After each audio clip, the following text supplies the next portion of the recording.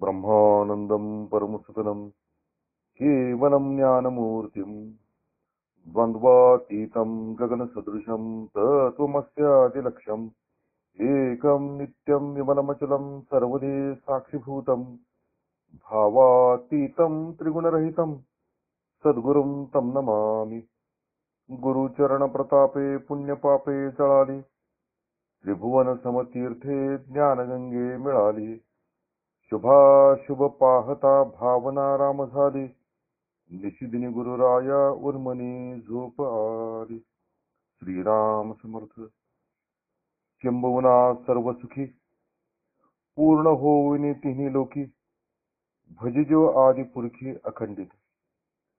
परमपवित्र ज्ञानेश्वरी ज्ञानेश्वरीतलं पसायदान आणि पसायदानातलं हे 7वं चरण आज गुरुदेवांच्या सेवेसाठी घेतलेलं आहे। काल आपण बघितलं की जे संत सज्जन आहेत ते या साधकांचे सोयरे होऊन जाऊ देत असं माऊली म्हणते। कारण काय की जे काही समाधान प्राप्त करून घ्यायचं आहे, जी काही शांती प्राप्त करून घ्यायची आहे, जे काही आनंद प्राप्त करून घ्यायचा आहे तो सगळा संतांच्या सहवासातच मिळणार आहे।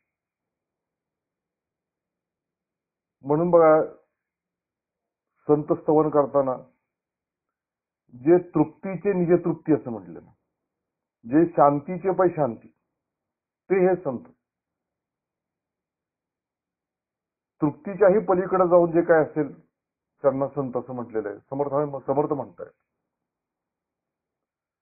आणि त्यामुळे आपल्याला नेमकं हवं काय तर समाधानच हवं आहे, शांतीच हवी आहे, तृप्ती हवी आहे, आनंद हवा आहे आणि तो शाश्वत टिकणारा असला पाहिजे। आणि म्हणून संता या भजावे सर्वस्वेची असं माऊलीने सांगितले की एक आत्मज्ञान जर प्राप्त झालं तर या जीवनामध्ये दुसरं काहीही मिळवण्याची आवश्यकता राहत नाही। तो तृप्त होऊन जातो, मस्त होऊन जातो। आत्मा रामो भवती नारदीय महर्षी सांगतात आपल्याला भक्ती सूत्रामध्ये की तो तृप्त होऊन जातो, मस्त होऊन जातो। आणि तोच विचार पुढं माऊलीनं मांडलेला आहे की किंबहुना सर्व सुखी।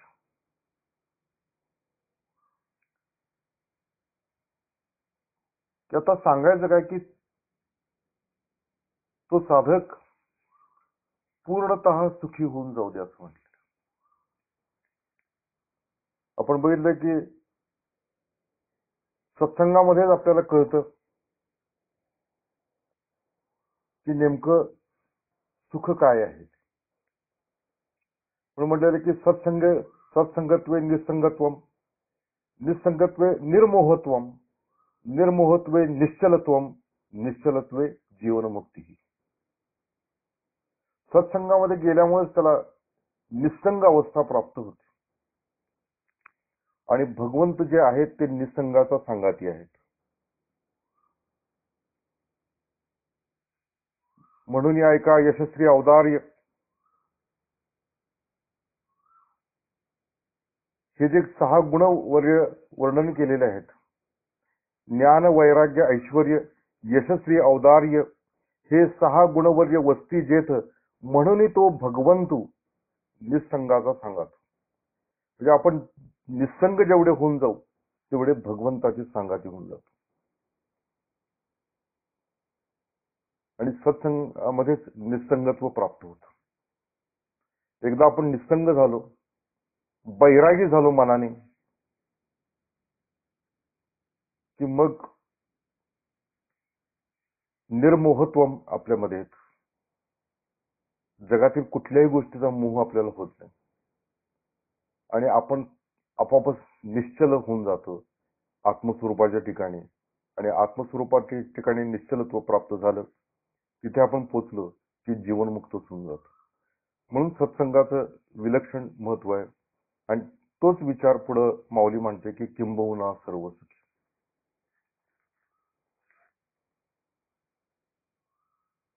सुखाच्या प्राप्तीसाठीच आपण धडपडतो आहोत।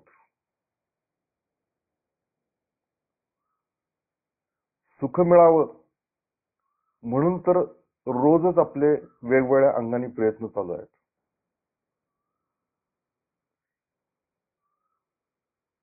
परवा एक व्हॉट्सअपवरती असाच एक मेसेज आला होता. कुणीतरी फॉरवर्ड केला असेल तो. कोणत्या डॉक्टरांनी लिहिला होता. आणि त्याच्यावरती त्यानं लिहिलेलं होतं की जे वैज्ञानिक आहेत त्यांनी एवढे मोठे शोध लावले, बऱ्याच गोष्टींचा त्यानं विचार केला होता आणि शेवटी तो म्हटला की हे जे वैज्ञानिक आहेत ते मला संतांच्या पेक्षा श्रेष्ठ वाटतात, कारण त्यांनी मानवाचं जीवन सुखी करण्यासाठी प्रयत्न केलेला आहे. हा त्याच्या विचारांचा भाग आहे. आपल्याला त्याच्याबद्दल काय बोलायचं काही कारण नाहीये. पण खऱ्या अर्थाने माणूस सुखी झाला का? विज्ञानाचे एवढे प्रचंड शोध लागले, किंवा अमेरिकेसारखा देश किंवा जे पाश्चिमात्य देश आहेत, जे या भौतिक सुखाच्या चरमसीमेवरती बसलेले आहेत, ते खरोखरीच सुखी झाले का? तर असं लक्षात येत आहे की त्या लोकांच्या मध्ये आता एकाकी पण आलेलं आहे. लोनलीनेस, फ्रस्ट्रेशन, इन्सोमिनिया आणि सायकिक डिसऑर्डर, हे सगळ्या गोष्टी तिथं सगळ्यात जास्तपणे बघायला मिळतात. अनेक श्रीमंत माणसांचे एक सायकोथेरपिस्ट आणि एक सायकॅट्रिस्ट त्यांना जोडलेलाच असतो, की मधून मधून त्यांना फ्रस्ट्रेशन येतं आणि ते जाऊन त्याच्याशी गप्पा मारून त्याकडून काही विचार घेऊन परत आपल्या जीवनामध्ये येत असतात. मॅक्झिमम पिढी ड्रग ऍडिक्ट झालेली दिसून येते. याचा अर्थ विज्ञानानं माणूस सुखी केलाय का? त्यानं सुखाच्या वस्तू निर्माण केलेल्या आहेत, पण सुख काही विज्ञान देऊ शकत. पण आमची माऊली आम्हाला सुख देऊ इच्छिते. अवघाची संसार सुखाचा करीन असं म्हणते ती. आणि म्हणून समर्थाने देखील राईटली प्रश्न विचारलेला आहे, जगी सर्व सुखी असा कोण आहे, विचारी मना तूची शोधूनी पाहे. तर संत हेच खरे सुखी आहेत, दुसरे कोणी सुखी नाहीत. स्वामी म्हणे, सुख भोगता अमुप झालो सुखरूप आपे आप. कुठलाही सामान्य माणूस म्हणत नाही, कुठलाही श्रीमंत माणूस म्हणत नाही, त्याला जाऊन विचारा, काय तुम्ही अत्यंत सुखी आहात का? तर काय नाही, ठीक आहे, बरं चाललंय एवढंच म्हणेल. पण आमचे संत म्हणतात, दुसऱ्यांनी विठ्ठल विठ्ठल म्हटलं तरी ते सुखी होतात. आम्ही तेने सुखी बोला विठ्ठल विठ्ठल मुखी. तुम्ही नुसतं विठ्ठल विठ्ठल म्हणतात तरी देखील आम्हाला सुख होतं. म्हणून सुख या शब्दाची डेफिनेशन करताना माऊलीनं परफेक्टली केलेली आहे. किंबहुना सोय जीव आत्म्याची आहे, तेथे जे होय तया नाव सुख. जीव आत्मस्वरूपाला प्राप्त झाला, जीवाला अज्ञान गेलं आणि त्याला मी आत्माचं हे ज्ञान झालं, की तिथं जे होतं त्याला सुखाचं म्हटलं. आणि मग संतांच्या सहवासात येण्याचं कारण तेच आहे की आपण सर्वार्थानं सुखी झालं पाहिजे आणि कायमचं सुखी झालं पाहिजे. आणि ते होण्यासाठी संतांनी मार्ग दाखवलेला आहे. किंबहुना सर्व सुखी, याच्या पाठीमागची धारणाच आहे की सर्व अंगाने त्याला सुख व्हावं. आणि सुख व्हायचं असेल तर ते कुठल्याही वस्तूनं होऊ नये, व्यक्तीनं होऊ नये, विषयानं होऊ नये, त्याला स्वतःच्या ठिकाणी सुख व्हावं अशी माऊलीची धारणा आहे. नाही तर माऊलींना अनेक वस्तूंची नाव दिली असती, पण तसं म्हणत नाही माऊली. माऊली म्हणते, किंबहुना जीव आत्म्याची आहे, किंबहुना सोय जीव आत्म्याची आहे. त्या आत्मस्वरूपावरती आहे. आणि असं कॉन्स्टंटली आत्मस्वरूपावरती तू यायला लागलास की तो आत्मरूपच होऊन जाते. आणि त्याला माध्यम म्हणून सद्गुरूंनी आपल्याला नाम दिलेलं आहे किंवा ब्रह्मवाक्याचा उपदेश केलेला आहे, तत्वम असी. कारण माऊली ही नाथ संप्रदायामधून आलेली आहे, त्यामुळे तत्वम असी हा बोध सद्गुरू शिष्याला देत असतात. पण एका ठिकाणी बसणं ही त्यातली महत्वाची धारणा आहे.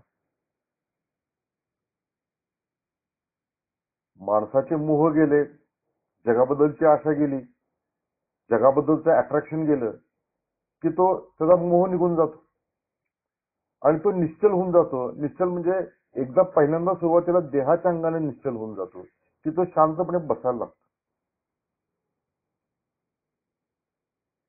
जे तुकाराम महाराजांना म्हणायचं आहे की ठाईची बैसणी करा एकचित्त, तर ते एकचित्त होण्यासाठी एका ठिकाणी पहिल्यांदा बसलं तरी पाहिजे.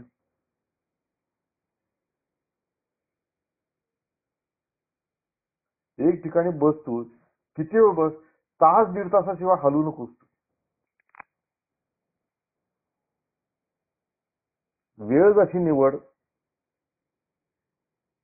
की त्या वेळेमध्ये तुला कुठलंही अर्जंट काम असतं कामाच नाही, महत्वाचं काम कुठलंही नाहीये, तू निवांतपणे बसू शकशील. म्हणून बघा तुकाराम महाराजांनी अगदी परफेक्टली सांगले, बैसुनी निवांत चित्त करी शुद्ध, तया सुखा अंत पार नाही. की चित्त शुद्ध करण्याचा मार्गच तो आहे की निवांत बसलं पाहिजे. आणि म्हणून ते सज्जनांच्या संगे सुख बांधतं. याचं कारण काय की सज्जन सोयरे झाले की ते सांगतील मीही बसतोय तू पण बस, ते तुझ्या हिताचं आहे. संतच आपल्या हिताचं सांगत असतात आणि त्यामुळे पहिल्यांदा तू बसून घे, शांतपणे बसून घे, काहीही गडबड करू नको. आणि मग आत्म्याचं जे स्फुरण जे आहे ते मी हे स्फुरण आहे आणि ते कुठं जाणवतं तर भ्रूमध्याच्या ठिकाणी ते स्फुरण जाणवतं. म्हणून डोळे मिटून घ्यायचे, श्वासावरती नाम घ्यायचं. कारण मनाला काहीतरी एक विषय लागतो, त्याशिवाय मन स्थिर होत नाही. त्यामुळे श्वास, नाम आणि मन या तीन गोष्टी एकत्र झाल्या पाहिजेत. मन पवनाची दाखून या वाट, बांधली गाठ गगनाची. सद्गुरु गणनाथ उदार समर्थ, तेने योगसार सांगितले मज. की मन पवनाची दाखून या वाट, म्हणजे मन या श्वासाशी निगडीत कर. जो नाममंत्र सद्गुरूंनी दिलेला तो नाममंत्र घे. श्वास घेताना त्या नाममंत्राचा उच्चार कर, सोडताना पुन्हा नाममंत्राचा उच्चार कर. आणि दोन नाममंत्राच्या मध्ये जे एक निर्विचार निर्वृत्तिक अवस्था जी आहे ती अवस्था उपभोगण्याचा प्रयत्न कर. ते आत्मसुख आहे. दोन वृत्तींच्या मधलं निर्वृत्तिक अवस्था जी आहे, निर्विचार अवस्था जी आहे, जी शून्य अवस्था आहे, केवळ अस्तित्व मात्र जाणीव आहे, प्युअर कॉन्शियसनेसची जाणीव आहे, किंवा मी हे स्फुरण जिथं आहे त्या अस्तित्व मात्रावरती जाणं. तर त्याच्या त्या अवस्थेमध्ये बसून राहण्याचा प्रयत्न कर आणि मग तुला आत्मसुखाचा प्रत्यय येईल. आणि जशी जशी तुला सवय होत जाईल रिपीटेडली, आज बसलोय, आज बरं वाटलं, उद्या बसलोय, पुन्हा पुन्हा बसतोय, सारखा बसतोय, आणि हळूहळू मग स्वरूपाचा वेध घेण्याची क्षमता तुझ्यामध्ये निर्माण होईल.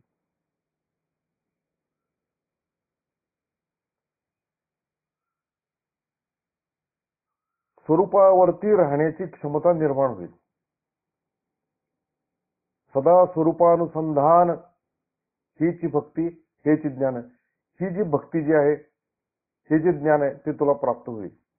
की स्वरूपाचं अनुसंधान कायम कसं ठेवायचं.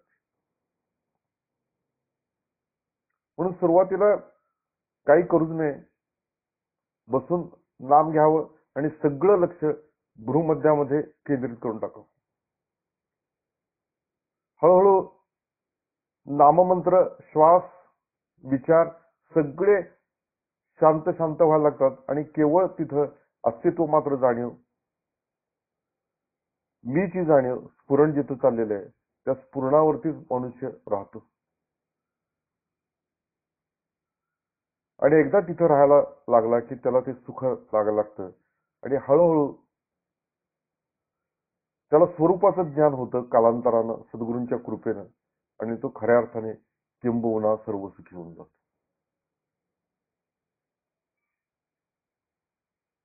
आता होणार ते होईना का, जाणार ते जाय नका, तुटली मनाची आशंका जन्म मृत्यूची.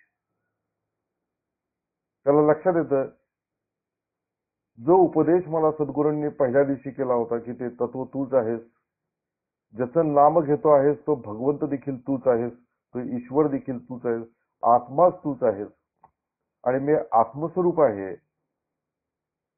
किंवा मी ब्रह्म आहे, हा बोध जीवाला झाला रे झाला की त्या लक्षात येतं की जन्म मृत्यू रहित असलेला चैतन्यमय आत्मा तो मीच आहे. आणि हे ज्ञान झालं की जीव किंबहुना सर्व सुखी, पूर्ण सुखी होऊन जातो. आणि तेच ज्ञान सर्व संतांना प्राप्त झालेलं आहे. भगवंत नावाचा, ईश्वर नावाचं कुठलंही वेगळं तत्व वगैरे नाही आकाशात असलेलं वगैरे. तर ते तत्वच मी आहे हा जीवाला बोध होणं हे सुखी होण्याचं लक्षण आहे. आता कुठल्या वस्तू असू देत नसू देत, व्यक्ती जवळ असू दे नसू दे, विषय असू देत नसू दे, सगळीकडे सुखच आहे.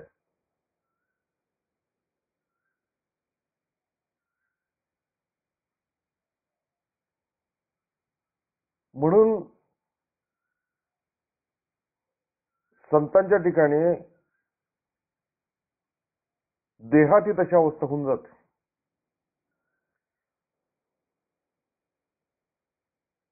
कुठंही त्यांना सुखच असतं.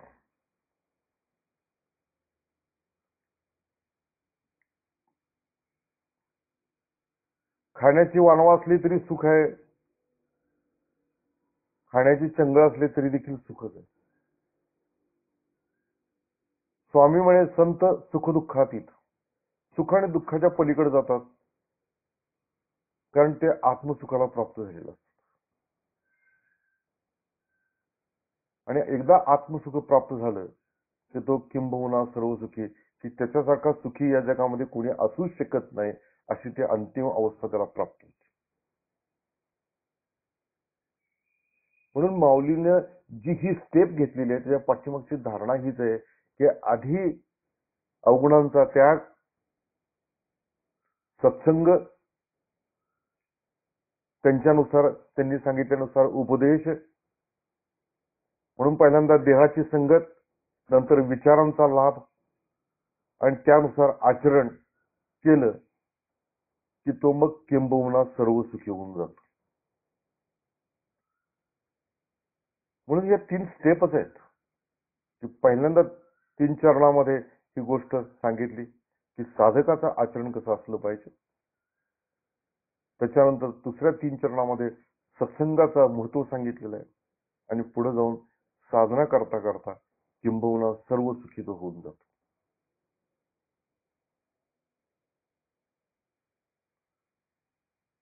आणि तशी अवस्था आपल्याला प्राप्त होऊ शकते, होणार नाही असं काही नाही, कारण आपल्या पाठीमागे संपूर्ण संप्रदायाची शक्ती आहे. आदिनाथांपासून चालू झालेला संप्रदाय, सगळे संप्रदाय हे आदिनाथांपासून चालू झालेले आहेत आणि त्यामुळे आदिनाथांपासून ही सगळी शक्ती आपल्या पाठीमागे आहे. सद्गुरूंचे आशीर्वाद आपल्या पाठीमागे आहे. सद्गुरूंनी आपल्याला कृपा करून नाम दिलेलं आहे आणि ते नाम घेऊन, तो बोध घेऊन आपणच आपल्याला सुखी करायचं. दुसरं कोण आपल्याला सुखी करणार नाही, आपणच आपल्याला सुखी करायचं. आणि त्यामुळे बाकीचे सगळे विषय झटकून टाकले पाहिजे. बाकीच्या कामाला सगळ्या झटकून टाकल्या पाहिजे आणि एकच एक जे नाम दिलेलं आहे, जी ध्यानाची प्रोसेस सांगितलेली आहे, त्या प्रोसेसनं स्वतःच्या ठिकाणीच बसून ते आत्मसुख घ्यायचं आहे. आणि जोपर्यंत अंतःकरणावरच्या वृत्ती, शब्द, विषय, दृश्य मावळत नाहीयेत, तोपर्यंत किंबहुना सोये जीव आत्म्याची आहे हे होणं शक्य नाही. त्यामुळे सगळे तरंग मावळून जाऊ देत आणि निस्तरंग अवस्थेमध्ये राहण्याचाच प्रयत्न साधकांनी करावा. म्हणजेच चित्त चैतन्याची मिठी पडून जाते. माणसं शब्द धरून ठेवतात, माणसं काहीतरी धरून ठेवतात आणि हे धरण्याची वृत्ती सोडल्याशिवाय तो पूर्णपणे मुक्त होऊ शकत नाही. म्हणून सगळं सोडून द्यायचं आहे. त्याच्या पाठीमागे तेच आहे, सर्व धर्मान परित्यज्य मामेक शरणं व्रज, की सगळं काही सोडूनच देतो, फक्त आत्म्याशी एकरूप होण्याचा प्रयत्न कर. आणि आत्मा म्हणजे मी म्हणजे अस्तित्व मात्र जाणीव, ज्याला प्युअर कॉन्शियसनेस म्हटलेलं आहे. आणि त्या प्युअर कॉन्शियसनेस पर्यंत जाण्यासाठी बसलं पाहिजे, भ्रूमध्यावरती लक्ष दिलं पाहिजे आणि सगळ्या गोष्टी सोडून देता आल्या पाहिजे. आणि तसं सद्गुरूंच्या कृपेनं होऊ शकतं. तर गुरुदेवांच्या चरणी पुन्हा एकदा प्रार्थना करूया की खऱ्या अर्थानं आम्हाला सुखी होण्यासाठी जे साधन आम्हाला दिलेलं आहे ते साधन प्राणपणे करण्याची बुद्धी त्यांनी आम्हाला द्यावी. हरिओम. तसंच राजाधिराज सद्गुरुनाथ महाराज की जय.